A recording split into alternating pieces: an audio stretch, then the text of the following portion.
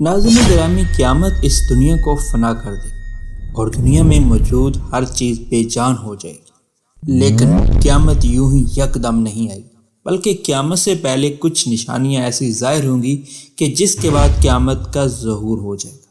انہی نشانیوں میں سے ایک نشانی زمین کا 3 مختلف مقامات سے دھنس جانا ہے۔ زمین پر ایسے کون سے گناہ ہو رہے ہیں کہ اللہ تبارک و تعالی زمین کو دھنسا دیں گے؟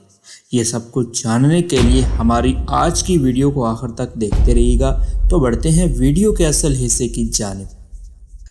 ناظرین گرامی، حضرت حذیفہ رضی اللہ تعالیٰ عنہ سے مروی ہے کہ اللہ کے پاک پیغمبر صلی اللہ علیہ وآلہ وسلم ہمارے پاس تشریف لائے اور ہم اس وقت مذاکرہ کر رہے تھے۔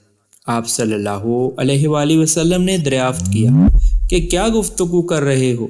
لوگوں نے عرض کی کہ ہم قیامت کے بارے میں گفتگو کر رہے ہیں۔ آپ صلی اللہ علیہ وآلہ وسلم نے فرمایا کہ قیامت ہرگز قائم نہیں ہوگی حتیٰ کہ تم اس سے پہلے 10 نشانیاں نہ دیکھ لو۔ تو آپ صلی اللہ علیہ وآلہ وسلم نے ان 10 نشانیوں کو شمار کیا۔ ان میں سے دھواں، دجال اور 3 مقامات خسف یعنی زمین میں لوگوں کا دنسایا جانا بھی شمار کیا۔ ان میں سے ایک مشرق، ایک مغرب اور ایک جزیرۃ العرب میں۔ اسی طرح حضرت ام سلمہ رضی اللہ تعالیٰ عنہ فرماتی ہیں کہ میں نے اللہ کے رسول سے سنا، آپ فرماتے تھے کہ ایک آدمی بیت اللہ میں پناہ لے گا جس کی طرف ایک لشکر پیش قدمی کرے گا، اور جب وہ مدینہ کے قریب بیدا کے مقام پر آئے گا تو زمین میں دھنسا دیا جائے گا۔ میں نے کہا، اے اللہ کے رسول، اس بندے کا کیا حکم ہے جو اس خروج کو ناپسند کرتا تھا؟ آپ صلی اللہ علیہ وآلہ وسلم نے فرمایا، اسے بھی لشکر کے ساتھ دھنسا دیا جائے گا، لیکن روز قیامت وہ اپنی نیت کے مطابق اٹھایا جائے گا۔ ایک صحابی کی بیوی فرماتی ہیں کہ میں نے اللہ کے رسول سے سنا کہ جب کہ آپ صلی اللہ علیہ وآلہ وسلم منبر پر بیان فرما رہے تھے کہ جب تم ایک لشکر کے بارے میں سنو جسے کہیں قریب ہی زمین میں دھنسا دیا گیا ہو تو یاد رکھو کہ قیامت آیا چاہتی ہے، یعنی کہ قیامت قریب پہنچ چکی ہے۔ ناظرین گرامی، معلوم ہوا کہ مشرق، مغرب اور جزیرۃ العرب 3 مقامات پر زمین کا پھٹنا اور لوگوں کا عذاب میں مبتلا ہو کر زمین دوز ہونا قیامت کی بڑی بڑی نشانیوں میں سے ایک نشانی ہے، اور قیامت کی یہ نشانی تاحال ظاہر نہیں ہوئی، مگر زمین میں لوگوں کے دھنسائے جانے کے کئی ایک واقعات جزوی طور پر کئی مرتبہ رونما ہوتے رہے ہیں۔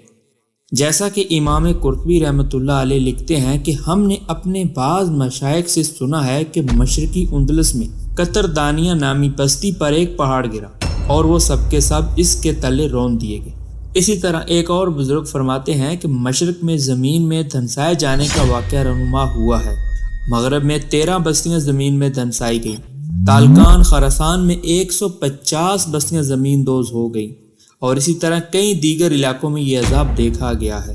لوگوں کا بستیوں اور گھروں سمیت زمین میں دھنسایا جانا نہ صرف ممکن ہے بلکہ یہ اللہ تبارک و تعالیٰ کی طرف سے دنیاوی عذاب کی ایک قسم ہے، اور ماضی میں بھی اللہ تبارک و تعالیٰ اپنے کئی نافرمانوں کو اس طرح کے عذاب سے دوچار کرتے رہے ہیں، جس طرح قارون کو زمین میں دھنسایا گیا۔ اللہ تبارک و تعالیٰ سورۃ القصص میں فرماتے ہیں کہ بالآخر ہم نے اسے اس کے محل سمیت زمین میں دھنسا دیا۔